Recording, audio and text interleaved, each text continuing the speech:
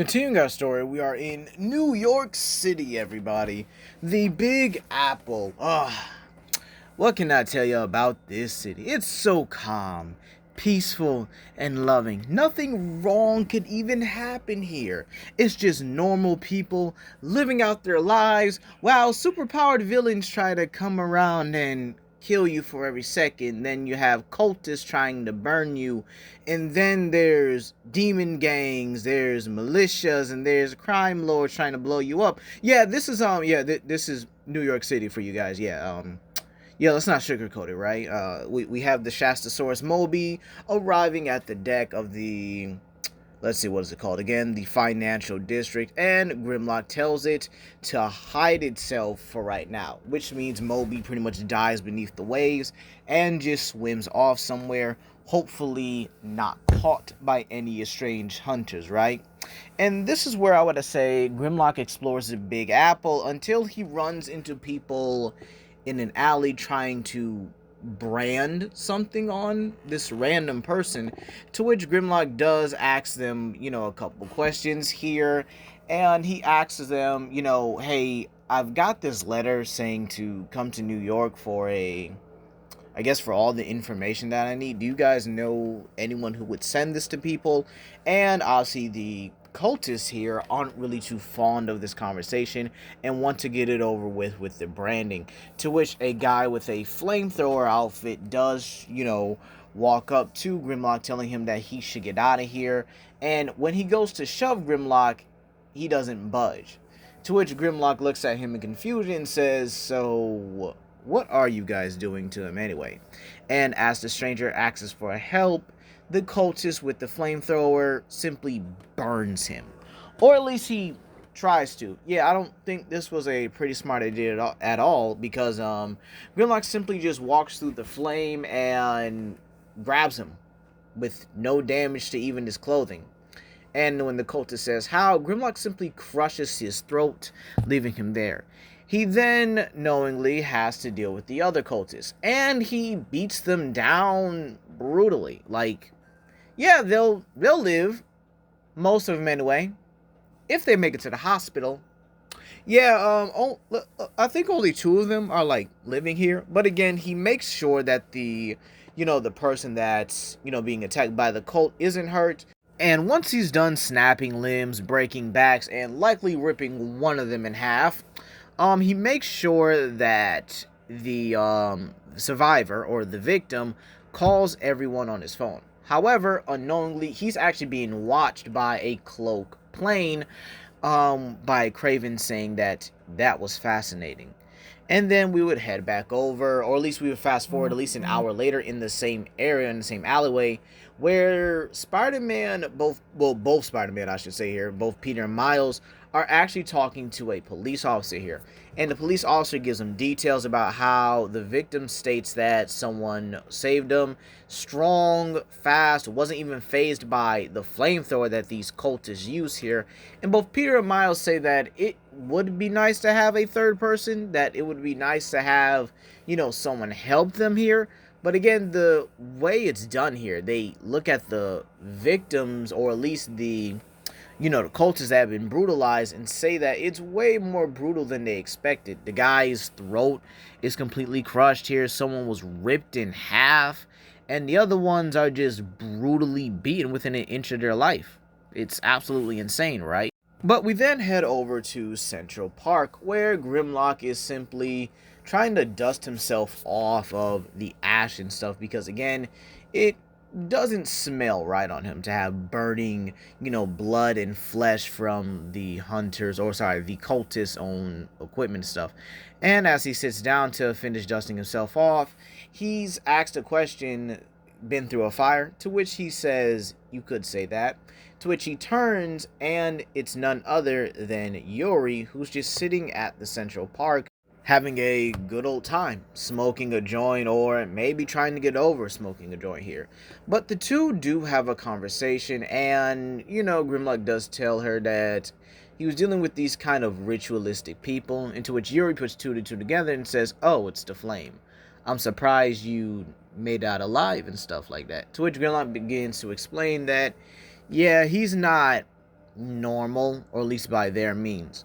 The two actually have a decent conversation with each other, and the two decide that they're going to meet up again at a future time date, exchanging numbers and, going about their separate way. But just as they're about to leave here, this is where these two trucks, these hunter or armored-like vehicles, pull into view here. Smelling the ammunition in these trucks here, Grimlock simply tackles Yuri and braces her for impact, or kind of like grabs her and just braces for impact, to which Yuri kind of is shocked that he was able to get her in such a time frame here. And as soon as he's hit by it, he's sent flying and is able to shield Yuri from a lot of the impact when he goes flying into a truck across the street. He gets sent flying across the park and easily hits a moving truck here. However, Yuri's fine, and now she sees that visibly he's pissed as she tries to ask him if he's okay, but he begins to turn into his Goliath state, and this is a much more, you could actually see the anger in his face here. And he leaps at the trucks here, but he gets blindsided by a third one with the grappling hooks, and then the other one latches into his skin, and then another one latches on here. This is when they begin to bombard him and try to subdue him with both a combination of lethal and non-lethal blows here.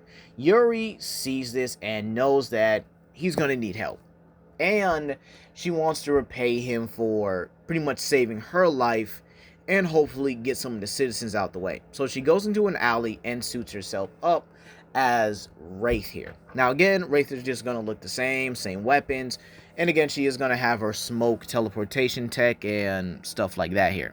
Now, back with Goliath here, he's now able to break the grappling hooks and begins to burn at the rest of these soldiers, actually burning a few here. As the soldiers continue to pretty much come in, Goliath simply begins to toss around and overwhelm them, actually getting a solid foothold in the conflict here. And then Yuri jumps in at a soldier trying to leap at him and slash, or at least one of the sword soldiers, if you will, or sword hunters, if you will, and she's able to take them out with ease. Yuri then presents herself to Goliath, who's still visibly pissed, and he roars at her. However, when he's able to actually sniff her, he calms down only slightly. Still a little unguarded, as now the hunters surround them, and the two begin to actually work together pretty well. Or most so, Yuri's actually using Goliath's weight to kind of project herself around the battlefield. This is at least until Craven himself comes down and slashes at Goliath's back, actually getting a decent scar on him. And this is where Craven says, "Perfect prey." And Goliath takes some offense to that to a large degree here. And the two go back and forth a little bit, except it's more or less a game of cat and mouse, with Craven trying to avoid every attack here. However, Goliath surprises him by simply upping his speed just a bit here to basically smash Craven out the air, grab him again, and then buries him into the pavement of the street here.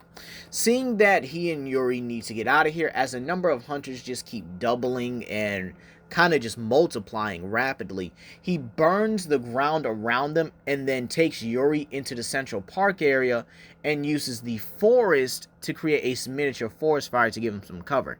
Yuri hops on his back and the two simply flee here, to which he says that at least the fire was controlled and no one was in the park. However, Craven is not letting this go. He's way too impressed at what Goliath did here. He could have killed him, and he still wants that. So he has the gunship go out and find him. And it doesn't take long, as Goliath is still a kind of a big target here. And Goliath is running on the top of roofs and buildings rather than in the street because he doesn't want to hurt people. And Goliath, seeing that the gunship isn't going to let him go, and he does take some heavy damage from their firepower, he's actually able to pretty much destroy a water tower, and then using his fire breath creates a mist cloud, which causes the hunters to pass through it, and they lose Goliath completely. To which the hunter reports here, or at least the pilot hunter and the archers report to Craven that they lost him. To which Craven says, "Unfortunate. Let's see if the second team can secure our other quarry." This is where we fast forward, I guess you could say, an hour later, where we actually pick up at Peter's house, where he and MJ are, sorting Aunt May's stuff and everything, and she tells Pete to look at the TV. And this is where Pete actually sees, well, the altercation between Goliath and Wraith versus the Hunters. And Pete's shocked by this. But right now, everything kind of goes a bit of the same here. Pete tries to go to teach a school with Miles and stuff like that. And, the whole Sandman thing kind of happens here. And in all honesty, I think it does relatively go the same for the story here. And in all honesty, I think Pete would still be thinking about what's really going on in his city and why doesn't he know about it. But again, right now, he has to focus on the Sandman situation. We would then go to the sewers, at least in a more construction-like area, like the structures underneath ground and stuff, or let's say an abandoned train station, where Yuri is picking out the arrows from Goliath's back here. And as he turns back into his human form, Grimlock states that it's kind of funny how they just met each other and now she's already picking arrows out of his back. To which Yuri actually yanks one out pretty hard, to which it causes Grimlock to obviously roar in pain. And Yuri says, "You're a lot tougher than you look." And she says that since you saved my life, I figured it's best I owe you a favor. And considering we were going to meet up again anyway, how about we just continue it like this? And Grimlock says, "So, like a date?" Because I guess that would have been the next move I would have done anyway. And Yuri kind of just, shakes her head like this. And considering the fact that he did save her life and he has a good personality, she says that, yeah, she more than likely would have said yes to a date anyway. But there's a case she's been working on and thinks that he could help out. To which Grimlock says, yeah, he used to do a little bit of military work here. And, he used to be... well, there's a lot more that's going on with him, he actually says here. And to which Yuri says, well, I can honestly tell with you turning into a giant kaiju, right? Or at least turning into a, giant 50-foot monster.